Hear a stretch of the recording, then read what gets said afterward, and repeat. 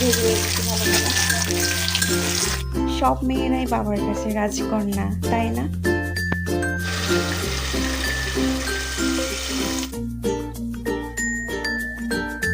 Hello viewers, good morning. সবাইকে সালাম, আদাব, নমস্কার। কেমন আছেন আপনারা সবাই?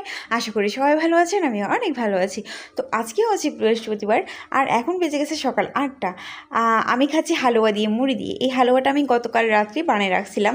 তো অনুভূতির বাবা রুটি দিয়ে হালুয়া খাইছে, আমার আবার মুড়ি দিয়ে খাইতেই বেশি ভালো লাগে, তো আমি মুড়ি দিয়ে খেয়ে নিতেছি। আর আপনারা কারা কারা আমার মতো মুড়ি দিয়ে হালুয়া খান কমেন্ট করে বলিয়েন। বাইরে দেখছেন কি পরিমাণ অন্ধকার করছে, মনে হয় বৃষ্টি নামতে পারে। তো গাইস এখানে ভাত বসাই দিছি, আর এখানে হচ্ছে ডিম সেদ্ধ করতে গেছি। তো গাইস এখানে আমি আলু পটল কেটে রাখছি, ডিম দিয়ে রান্না করব। আর পটলগুলো ভেজে নিতেছি,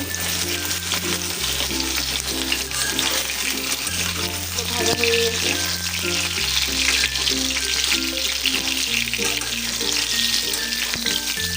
এখন আলুগুলো ভেজে নিতেছি।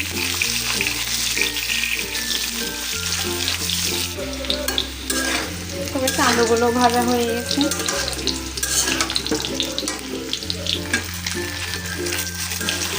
তো গাইস ডিমগুলো ভেজে নিচ্ছি ভালো করে।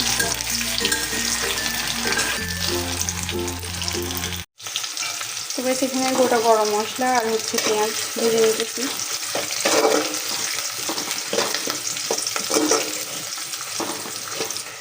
তো গাইস এখানে আদা বাটা, রসুন বাটা, তারপরে হচ্ছে সব গুঁড়া মশলা দিয়ে দিচ্ছি। এটাকে ভালো করে কষাই নিব। তো গাইস মশলাটা কষানো হয়ে গেছে, এখন আমি আলু পটল যেটা ভেজে রাখছি এটা দেবো। 3 বছর আগে যখন আমি আমার বাবার বাড়িতে যাই, তখন আমি অনেক হ্যাপি ছিলাম, কারণ বিয়ের পরে ওই প্রথমই যাওয়া আমার। তো অনেক হ্যাপি ছিলাম, সেটা আপনাদের বলে বোঝাইতে পারবো না।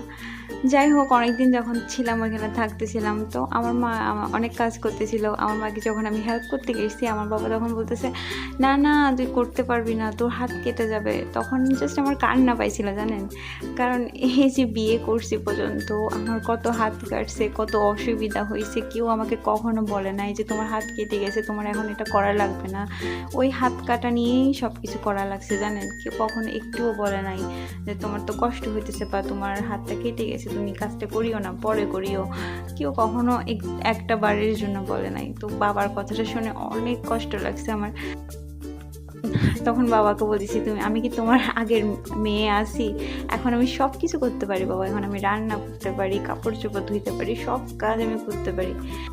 সব মেয়েরাই বাবার কাছে রাজকন্যা, তাই না? সন্তানরা যতই বড় হয়ে যাক, বাবা মার কাছে সবসময় ছোটই থাকে, তাই না? বাবা মার ভালোবাসা সবার থেকে আলাদা। তো গাইস আমার তরকারি রান্নাটা হয়ে গেছে,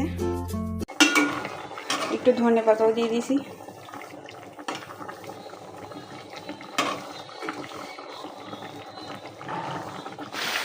গাইস দেখেন ঝমঝমিয়ে বৃষ্টি পড়তেছে। এই বৃষ্টিটা যদি আরেকটু আগে শুরু হইতো তাহলে আমি খিচুড়ি রান্না করতাম, কিন্তু এখন আর কিছুই করার নেই, এখন আমার রান্না হয়ে গেছে।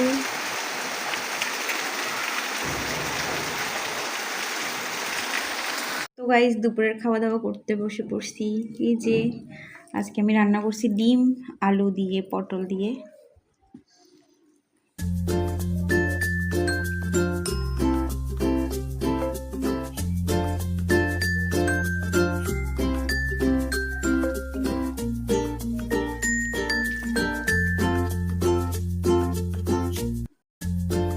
তো গাইস আজকে ভিডিওটা আমি এখানে শেষ করবো। তো আমার ভিডিও যদি আপনাদের ভালো লেগে থাকে তাহলে প্লিজ আমার চ্যানেলটিকে সাবস্ক্রাইব করে আমার পাশে থাকবেন।